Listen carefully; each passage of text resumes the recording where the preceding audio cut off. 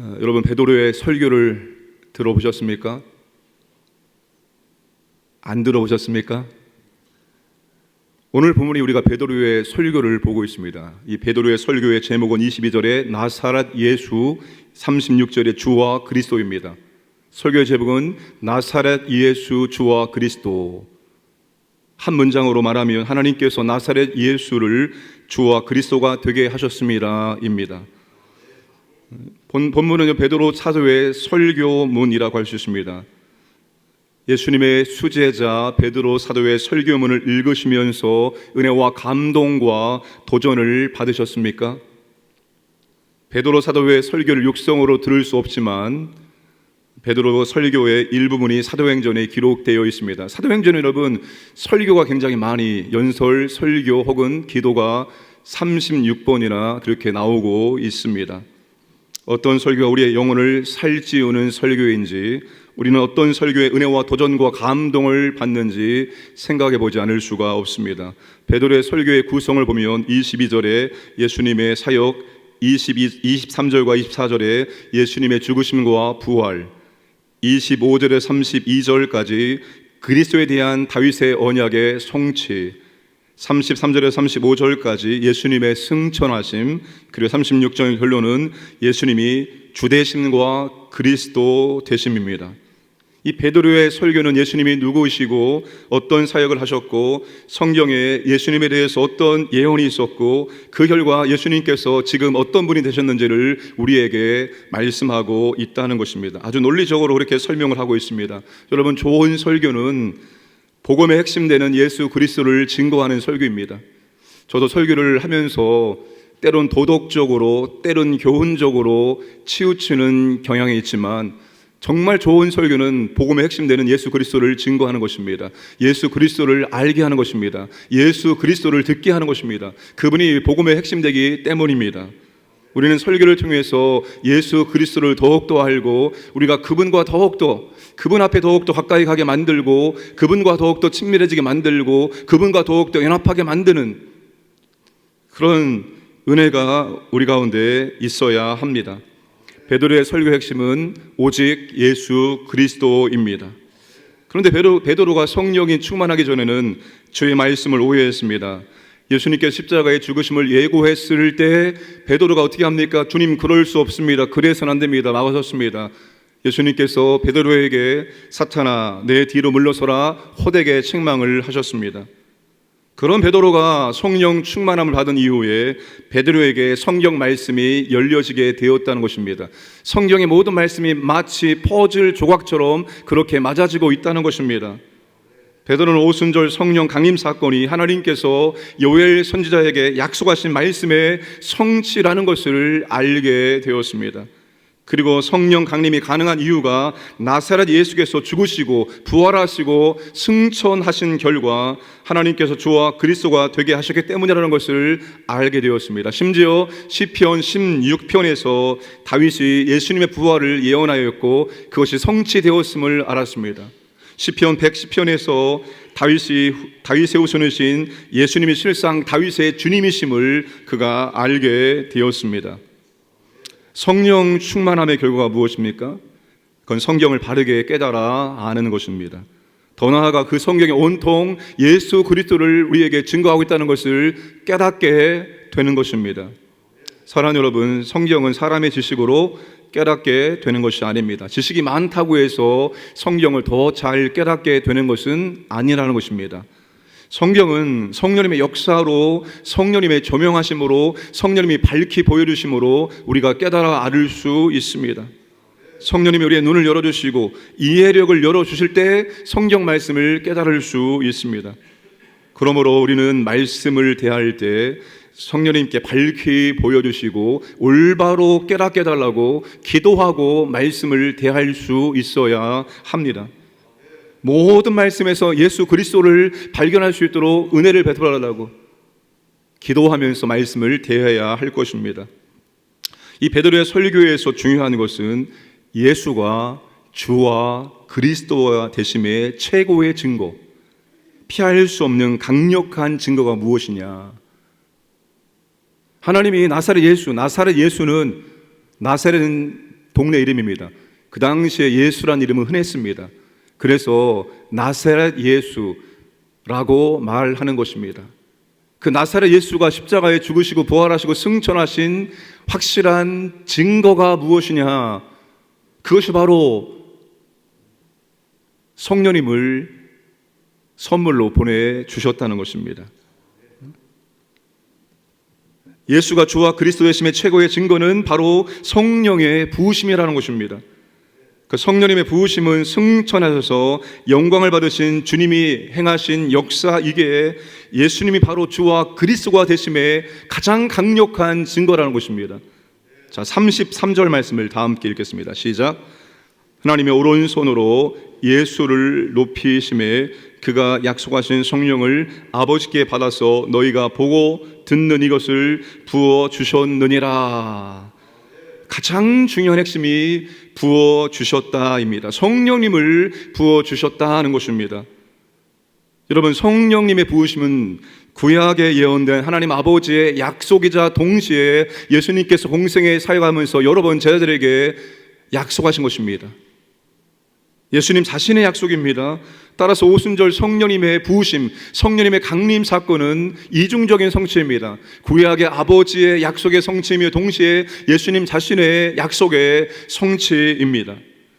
그런데 이 33절에서 부어주셨다라는 동사의 시제가 과거형이 아니라 현재 완료형이라는 사실입니다. 그러니까 성령님의 부으심이 과거의 사건으로 끝나는 것이 아니라 성령님의 부으심은 계속 된다는 것입니다. 오순절 성령님의 부으심은 완료가 아니라 시작이라는 것입니다. 여러분, 이 말씀의 근거에서 우리는 성령님의 부으심을 사모하고 간구해야 됩니다. 근데 우리 교단에서는 성령님의 부으심이라는 단어보다 성령 충만이라는 단어를 더 선호합니다. 그러나 다른 교단에서는 성령의 부으심이라는 단어를 많이 사용합니다. 어노인팅이라는 단어가 있죠. 기름 부으심, 성령의 부으심을 의미하는 것입니다. 성령의 부으심이든 성령 충만이든 상관없습니다. 성령의 부으심은 그냥 끝나는 것이 아니라 지금도 성령의 부으심은 계속 될 수 있다는 사실입니다. 여러분, 이 말씀의 근거에서 우리가 성령님의 부으심, 성령의 충만하심을 우리가 간구해야 한다는 사실입니다. 이 성령의 부으심을 우리가 인정하지 않으면 사도행전 다음 3장, 4장, 5장, 6장, 마지막 28장까지 우리는 이해할 수 없는 그런 말씀에 계속 서게 된다는 것입니다. 성령의 부으심이 임하기 때문에 사도행전에 놀라운 기적과 이적과 표적이 일어났습니다. 여러분, 이 사도행전에 기록되어 있는 이런 놀라운 사건들이 이제는 종결되었다고 생각하십니까? 우리 교단의 신앙이 굉장히 협소합니다. 특별히 성령론에 대해서는 성령의 은사는 종결되었다. 신약 성경이 기록되기 전에 잠깐 그 기간에 주어진 것이다. 은사 중지론을 말하고 있습니다. 물론 우리 교단에 있는 모든 신학자가 은사 중지론을 다 지지하고 인정하는 것은 아닙니다. 우리 교단의 신학자들 가운데서도 은사 계속론을 주장하는 분들도 계속 계십니다. 여러분, 이 사도행전에 있는 사건들이 그 시대로 종결되었다면 우리는 성령의 부으심을 구할 필요가 없습니다. 그러나 여러분, 성령의 부으심은 지금도 계속되고 있으며 사도행전에 기록된 이 놀라운 사건들은 지금도 일어나고 있다는 사실입니다. 선교지에서 더 많이 일어나고 있습니다. 더 많이 간구하기 때문이죠. 더 성령의 은혜와 능력을 구하기 때문이죠. 그래서 더 많은 기적과 이사와 능력들을 우리는 선교지에서 보고 있습니다. 그리고 여러분, 지금 이 땅 한국교회에서도 이런 놀라운 역사들이 일어나고 있습니다. 이러한 사역을 하고 계신 분들을 저는 알고 있습니다. 우리 교단에서는 이 성령 사역에 대해서 굉장히 조심스러워합니다. 너무나도 부정적이고 잘못된 일들이 일어날 수 있는 그런 위험성이 있기 때문입니다. 그래도 우리 교단에서 건전하게 성경 중심의 성령 사역을 하시는 분들이 굉장히 많이 있다는 것입니다. 이 목회 현장이라는 것이 여러분, 이론과 너무나 다르기 때문입니다. 성령님의 임재, 부으심, 역사, 충만함, 능력과 은혜가 임하지 않으면 안 되는 것이 목회 현장입니다. 신학교에서는 책으로 성령론, 중지론을 배우고 뭐 이런 저런 것을 배우지만 그런 신학적 책으로 목회가 되지 않아요. 실제가 필요합니다. 실제가 성령의 부으심과 은혜와 능력이라는 실제가 임할 때만이 목회가 가능한 것입니다. 여러분, 성령의 부으심은 끝난 게 아닙니다. 지금도 계속 되고 있다는 사실입니다. 기독교 2000년 역사 가운데 성령의 특별히 부으심의 역사가 있었습니다. 놀라운 부흥의 역사가 있었습니다. 그게 무엇을 말합니까? 성령의 부으심은 여러분 오순절 사건으로 끝난 것이 아니라 오순절 성령의 부으심 사건은 시작입니다. 문을 열어놓으신 것입니다. 누구든지 성령의 은혜와 능력을 간구하면 오늘도 성령님께서는 임재하시고 역사해 주십니다. 우리가 2장부터 오순절 성령 강림 그리고 오늘 말씀까지 성령의 충만함을 위해서 우리는 두 가지 조화와 균형을 이루어야 된다는 것을 발견할 수가 있습니다. 그것이 바로 뜨거운 기도와 그리고 깊은 말씀 묵상의 조화와 균형입니다. 그들이 오순절 성령 강림하기 이전에 그들은 모여서 간절한 마음으로 기도하였습니다. 뜨거운 기도였습니다. 뜨거운 기도, 아주 갈망이 넘치는 그런 기도였습니다. 그리고 말씀 묵상입니다. 기도와 말씀의 조화 가운데 우리는 성령의 부으심을, 성령의 충만함을 간구해야 합니다. 기도의 사람, 기도의 선교자였던 E.M. 바운즈는 기도의 심장이라는 책에서 이렇게 말합니다. 기도하는 사람은 성경을 읽게 되고 성경을 읽는 사람은 기도하게 된다. 성경의 하나님과 기도의 하나님은 동일하신 분이다. 하나님은 성경을 통해 인간에게 말씀하시고 인간은 기도를 통해 하나님께 말씀을 드린다. 여러분, 우리가 성령의 충만함을 간구해야 됩니다. 뜨거운 기도에 간절한 기도, 열망, 그런 기도와 더불어서 우리에게 깊은 말씀의 묵상. 여러분, 성령님은 말씀과 동떨어져서 역사하지 않습니다. 그분이 계시의 영입니다. 그분이 예수의 영입니다. 그렇기 때문에 이런 말씀과 함께 역사하신 분입니다. 그 기도와 말씀의 이 두 가지 균형 속에서 우리가 성령 충만함을 간절히 간구해야 합니다. 그리고 성령님이 충만하게 우리가 임하시면 우리가 그동안 할 수 없었던 것들을 우리가 할 수 있게 되어집니다. 성령님 우리에게 그것을 가능케 하도록 만들어 주시기 때문입니다. 사랑하는 여러분, 성령 충만을 간구하시길 바랍니다. 간절하게 기도하시고 그리고 말씀과 더불어서 기도하시기를 주님의 이름으로 축복합니다. 함께 기도하겠습니다. 예수가 주와 그리스도가 되셨습니다. 그분이 하나님 보좌 우편에서 지금 통치하고 계십니다. 누구를 통해서? 성령님을 통해서 우리를 통치하고 이 세상을 통치하고 있습니다. 우리가 그 주님과 더욱더 연합되기를 원합니다.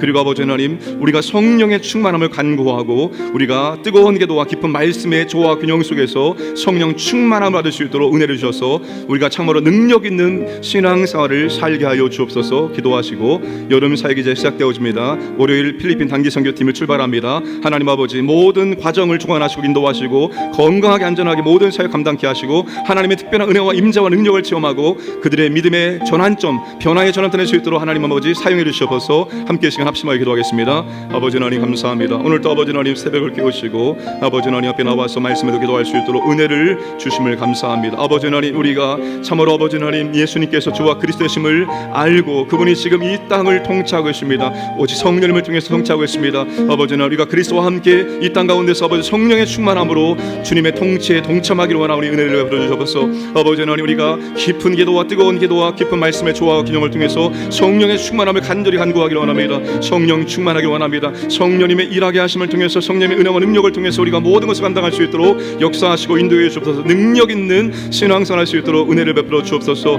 아버지 하나님, 이제 여름 사역이 시작되어집니다. 온 성도가 기도하기를 원합니다. 기도에 전념하고 집중하기를 원합니다. 기도로 시작하고 기도로 진행, 기도 마칠 수 있도록 은혜를 주시고 하나님 아버지, 이번 여름 사역은 하나님의 능력과 영광이 나타나기를 원합니다. 우리의 믿음의 변화의 전원점 되시기를 원합니다. 건강하게 안전하게 모든 일정을 마칠 수 있도록 주여 인도해 주시고 역사하시고 은혜를 베풀어 주옵소서. 함께하여 주옵소서.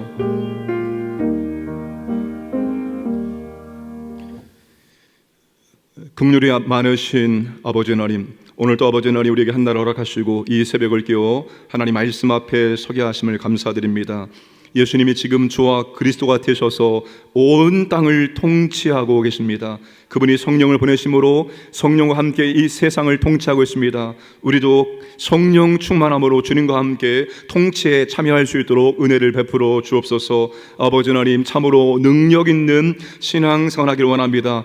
능력 있는 신앙생활을 하기 위해서는 우리가 성령의 충만함을 받아야 됩니다.